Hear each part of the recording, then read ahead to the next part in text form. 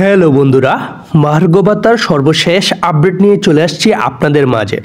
মহার্ঘ ভাতার সঙ্গে ব্যাটের বাড়ানোর সম্পর্ক নেই জানালেন অর্থ উপদেষ্টা। মানে বাংলাদেশে অনেক দিন যাবৎ গুঞ্জন চলছে যে মহার্ঘ ভাতার জন্যই নাকি ব্যাট বাড়ানো হয়েছে। সে বিষয় নিয়ে আজ একটি প্রতিবেদন। অর্থ উপদেষ্টা বলেন, মহার্ঘ ভাতার সঙ্গে ব্যাট বাড়ানোর কোনো সম্পর্ক নেই বলে মন্তব্য করছেন অর্থ উপদেষ্টা ডক্টর সালাউদ্দিন আহমেদ। তিনি বলেন, মহার্ঘ ভাতা যদি দেই সেটা আলাদা হিসাব। বুধবার 22 জানুয়ারি সচিবালয়ে খাদ্য পরিকল্পনা ও পরিধান কমিটি বৈঠক শেষে অর্থ উপদেষ্টা সাংবাদিকদের একথা বলেন।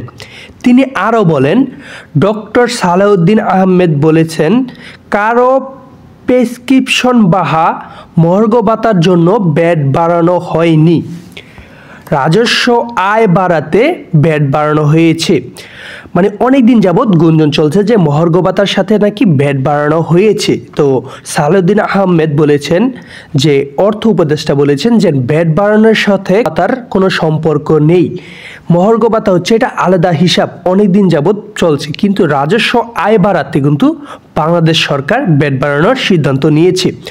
ব্যাটের প্রসঙ্গে অর্থ উপদেষ্টা বলেন, বাংলাদেশ হচ্ছে সবচেয়ে লো ট্যাক্স পে কান্ট্রি। এলডিসির চেয়ে আমাদের ট্যাক্স কম। ভুটান, নেপাল, আইভরি কোস্ট, বুরিকান, ফার্সির চেয়ে আমাদের ট্যাক্স কম। অর্থ উপদেষ্টা বলেন, বাংলাদেশ হচ্ছে সবচেয়ে লো ট্যাক্স পে কান্ট্রি। মানে বাংলাদেশে অনেক কর ফাঁকি দেওয়া হয়, আমাদের ট্যাক্স অনেকই কম। কিন্তু আপনার এই মহার্ঘ ভাতা এবং ট্যাক্স নিয়ে কিন্তু এটা আলাদা হিসাব। এর চেয়ে কম ট্যাক্স দিয়ে কিভাবে চান কিছু দেব, এটা অ্যাকসেপ্ট করা ঠিক না। অর্থ উপদেষ্টা বলেন যে এত কম ট্যাক্স দিয়ে কিভাবে আপনি চান যে অ্যাকসেপ্ট করা ঠিক না। তো মহার্ঘ ভাতা এবং কিন্তু আপনার ট্যাক্স, এই হিসাবটা কিন্তু দুটাই ভিন্ন ধরনের। এটা কিন্তু আপনার সর্বশেষ অর্থ উপদেষ্টা কিন্তু একবারে আপনার ক্লিয়ার করে দিয়েছে। তিনি আরও বলেন, ব্যয়ের দিক দিয়ে সরকার সাশ্রয় হবে জানিয়ে তিনি বললেন, ব্যয়ের দিকটা আমাদের সাশ্রয় হতে হবে। অনেক অপ্রয়োজনীয় সরকার ব্যয় আছে, 5 বছরের পরিকল্পনা 10 বছরে নিয়ে যাচ্ছে। বড় বড় প্রকল্প আছে যেখানে খরচ হওয়ার কথা ছিল 25,000 কোটি টাকা, সেখানে খরচ হয়েছে 52,000 কোটি টাকা। কোথা থেকে আসবে? তো আমাদের ঋণ তো আমাদেরই শোধ করতে হবে। তো তিনি বলেছেন যে আপনার ট্যাক্সের সাথে কোনো মহার্ঘ ভাতার কোনো সম্পর্ক নেই।